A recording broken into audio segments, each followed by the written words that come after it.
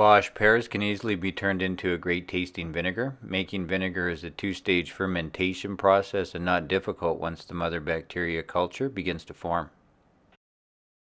If you are starting from scratch, you can use the mother bacteria from the easier to purchase apple cider vinegar. Acetic acid is produced by the oxidation of alcohol, so when you make pear vinegar, you are making naturally fermented pear cider first.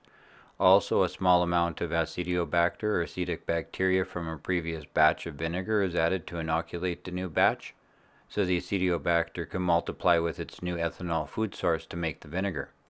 Start with a sterilized 1 liter sized wide mouth mason jar as the fermentation vessel and add 500 milliliters of distilled water, a quarter cup of cane sugar, and an eighth of a cup of vinegar with the mother. Then fill the jar to the top with chopped Bosc pears, about 4 or 5, leaving enough room for a weight to be placed on top. The weight is important because it keeps the fruit above the water line from attracting unwanted mold. Use a coffee filter to keep the bugs out, but still allows the natural yeast in the air in to start the fermentation process.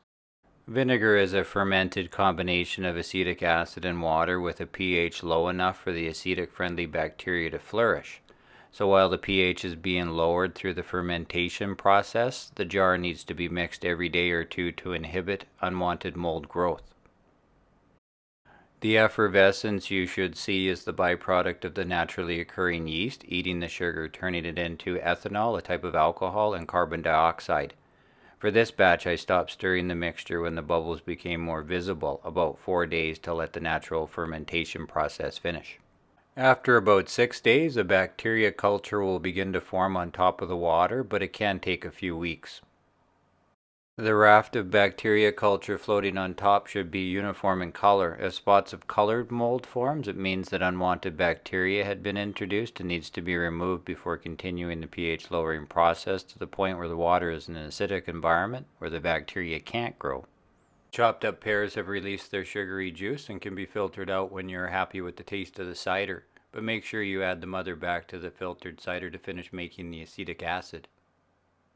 Leave the jar undisturbed in a cool, dark place in your kitchen for a few weeks with the coffee filter on top, and then taste the acidity level. It will taste like vinegar when the pH is around 3, and the time to add a lid to stop the water and the acetic acid from evaporating further. This batch took about a month to make, and stored with the mother, it can now be used to inoculate another batch of vinegar.